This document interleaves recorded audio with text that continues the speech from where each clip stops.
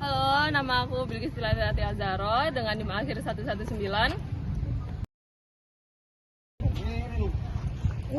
Oh guys, perkenalkan nama saya Musyarofa, NIM 25021110088. Halo, perkenalkan nama saya Nur Fahmi Kamalia dengan NIM 25021000122. Perkenalkan nama saya Mirul Mukminin, NIM 25021110094.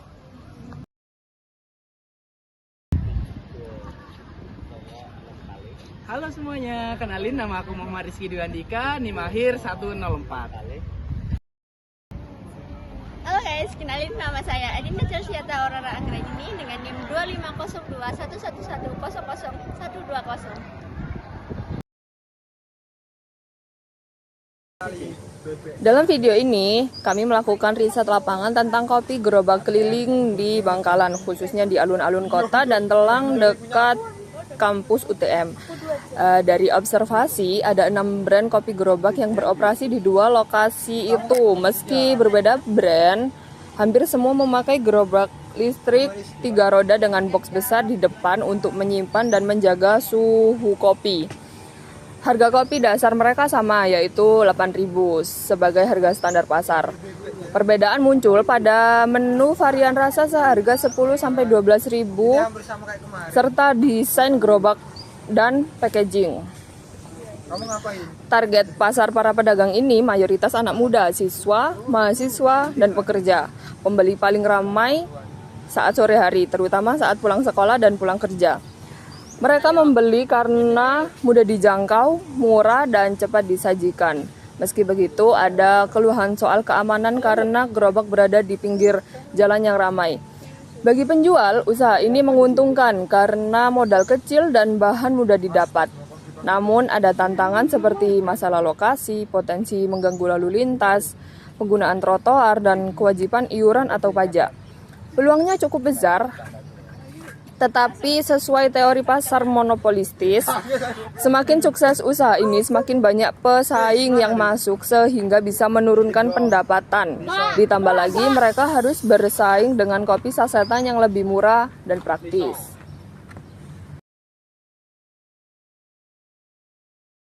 Nah, di sini saya akan menjelaskan tentang analisis harga dan juga persaingan pasar yang terjadi di pasar kopi gerobak di Bangkalan itu sendiri.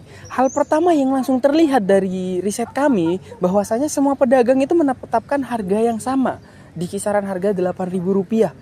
Dari 6 gerobak yang kita datangi, itu semuanya harganya sama, Rp8.000 semua. Ini menarik karena di sini menunjukkan ada semacam keseimbangan harga yang terbentuk secara alami. Tapi bukan karena aturan, melainkan karena kompetisi satu sama lain.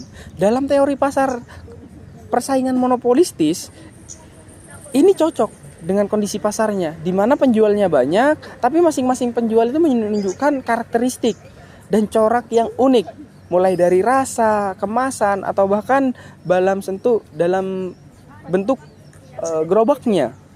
Tapi dari sisi harga, mereka tetap menjaga agar harganya itu saling mengikuti dan tidak kehilangan pelanggan ataupun konsumennya.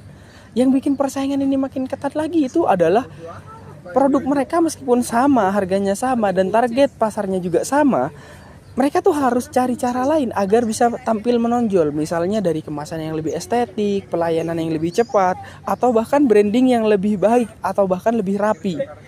Ada juga yang memanfaatkan lokasi yang lebih strategis, misalnya di daerah alun-alun kota atau di sekitaran area kampus. Tapi justru disinilah masalahnya mulai muncul, karena hambatan pasar ini kecil, modalnya juga kecil, rendah, dan bahan bakunya itu sangat mudah untuk dicari. Pesaing akan terus-menerus berdatangan dan muncul. Sesuai dengan teori monopolistis, di mana ketika banyak pedagang yang berjualan produk yang sama, keuntungan rata-rata akan menurun. Kalau ini terus-menerus terjadi, tentunya keuntungan dari masing-masing pedagang bisa menjadi nol.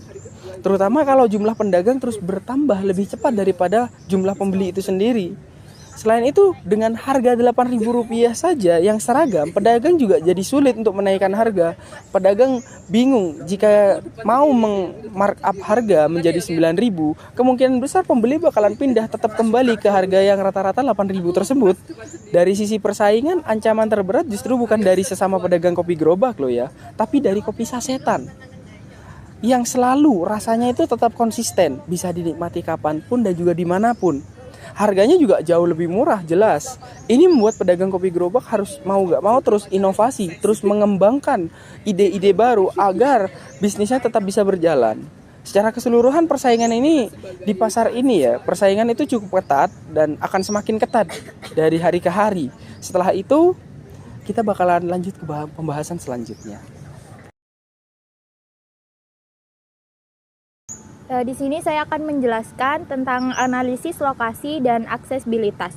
Dari hasil observasi kami di Bangkalan, ada 2 titik utama yang jadi pusat aktivitas pedagang kopi gerobak. Yang pertama itu ada di alun-alun kota Bangkalan, dan yang kedua itu ada di Telang, tepatnya itu di sekitar kampus UTM.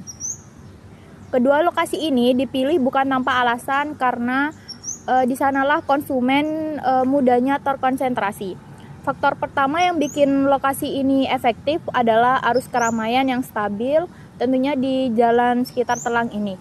Mahasiswa keluar masuk hampir sepanjang hari, sementara di alun-alun selalu ada pergerakan dari pelajar, pekerja, dan juga masyarakat yang lewat. Faktor kedua adalah aksesibilitas. Kopi gerobak yang memang didesain untuk isi akses, pelanggan bisa berhenti sebentar, beli, dan langsung pergi. Nah, ini yang jadi nilai tambah dibanding kafe duduk yang menetap kayak tempat tongkrongan. Tapi di sisi lain, posisi gerobak yang berbeda di pinggir jalan juga memunculkan beberapa masalah. Kami menemukan keluhan dari pembeli yang merasa khawatir dengan kendaraan dari belakang, terutama di jam ramai. Ini menunjukkan bahwa meskipun aksesnya mudah, resiko keselamatannya juga sangat tinggi. Selain itu, penggunaan trotoar atau bahu jalan kadang juga bikin pejalan kaki terganggu dan berpotensi memicu kemacetan yang kecil. Ini bisa jadi hambatan jangka panjang kalau pemerintah mulai melakukan penertiban. Yang menarik adalah dengan posisi yang strategis, gerobak-gerobak ini sebenarnya punya peluang besar untuk memaksimalkan penjualan. Tapi lokasi ini juga menjadi faktor yang membuat persaingan semakin ketat. Karena ketika ada suatu pedagang yang laris di suatu titik, pedagang yang lain cenderung ikut masuk ke titik yang sama. Pada akhirnya lokasi ramai nggak selalu berarti aman atau nyaman. Ada tantangan dari sisi keamanan, aturan fasilitas umum, dan potensi penertiban. Dan tantangan-tantangan inilah yang perlu dipikirkan oleh pedagang untuk keberlanjutan selanjutnya. Perilaku konsumen. Dari pengamatan yang kami lakukan, mayoritas pembelinya adalah kebanyakan mahasiswa, anak sekolah, dan pegawai kantoran, dan pegawai toko. Dari 3 jenis tadi, ini mempunyai pola konsumsi yang berbeda. Mereka memiliki kesamaan yang mirip.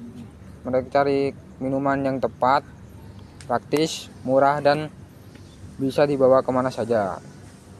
Dan lagi kopi gerobakan ini memenuhi semua kebutuhan itu. Ada beberapa alasan utama kenapa konsumen memilih membeli kopi gerobakan dibanding tempat lain. Pertama, aksesnya mudah. Gerobak selalu berada di pinggir jalan, jadi tanpa perlu masuk ke toko ataupun antri panjang. Mereka bisa langsung pesan dan pergi. Kedua, harganya terjangkau. Di harga 8.000 sampai 15.000. Konsumen merasa dapat kopi kekinian versi hemat yang cocok dengan kantong pelajar dan mahasiswa. Ketiga, pelayanan yang tepat. Rata-rata pembeli cuma menunggu kurang dari 1 menit. Bagi anak yang muda yang banyak kegiatan, ini sebuah nilai tambahan. Tapi ada juga sisi negatifnya. Sudut pandang konsumsi dan konsumen, beberapa pembeli mengaku kurang nyaman karena posisinya gerobak yang dekat dengan lalu lintas. Ada rasa was-was saat membeli, di khususnya ketika motor atau mobil lewat cepat di belakang mereka. Terlepas dari itu, kopi gerobakan tetap mempunyai daya tarik yang kuat, terutama karena sifatnya yang on the go dan dekat dengan rutinitas barisan anak muda.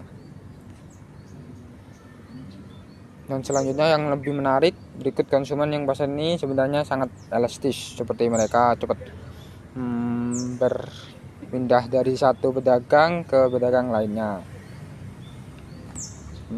Contohnya lokasi lebih dekat, harga sama tapi rasa yang lebih enak, atau packing yang lebih menarik. Itu sebabnya pedagang harus punya diferensiasi kecil agar tetap dilirik. Sekian dan terima kasih. Di sini saya akan menjelaskan tentang analisis SWOT. Analisis ini membahas kelebihan, kekurangan, peluang, dan ancaman dari usaha gerobak kopi keliling di Bangkalan. Usaha kopi gerobak mempunyai beberapa kekuatan yang membuatnya cepat berkembang, yaitu modal awal kecil. Untuk memulai, pedagang tidak perlu biaya besar seperti saat membuka kafe atau kedai. Yang kedua, bahan baku mudah didapat. Kopi, susu, gula, es tersedia banyak di tempat, sehingga pedagang jarang mengalami kekurangan stok. Yang ketiga, ada mobilitas tinggi. Gerobak bisa dipindah kapan saja ke lokasi yang lebih ramai, misalnya alun-alun, area kampus, dan area kantor. Yang keempat, harga terjangkau. Harganya cocok untuk pelajar atau mahasiswa dan para pekerja, sehingga permintaan tetap stabil setiap harinya. Selanjutnya ada kekurangan, yaitu lokasi sering mengganggu jalan karena biasanya berada di pinggir jalan atau trotoar, mengganggu kemacetan dan membuat pembeli merasa kurang aman. Yang kedua, ada resiko atau aturan penertiban iuran. Jika pemerintah memperkuat aturan penggunaan trotoar atau jalan, pedagang bisa terkena dampaknya. Yang ketiga, tergantung cuaca. Saat hujan, jumlah pembeli bisa turun drastis. Yang keempat, persaingan mudah muncul karena modal kecil. Banyak orang bisa meniru usaha ini, sehingga pasar cepat penuh pedagang baru. Peluang usaha kopi gerobak di Bangkalan cukup besar karena minat minum kopi di kalangan muda terus meningkat. Tren minuman murah di kalangan muda terus meningkat. Bangkalan, terutama di area kampus, sedang berkembang dan menghadirkan banyak calon pembeli baru. Namun ancaman yang dihadapi cukup serius dalam pasar monopolistis. Ketika satu pedagang sukses, pedagang lain akan ikut masuk. Akibatnya, pesaing semakin banyak dan pendapatan tiap pedagang bisa turun dari waktu ke waktu. Kopi sasetan menjadi pesaing kuat karena lebih murah, rasanya konsisten, dan bisa diminum kapan saja tanpa harus ke gerobak. Riset kami menyimpulkan bahwa pasar kopi gerobak di Bangkalan berkembang pesat namun sangat kompetitif.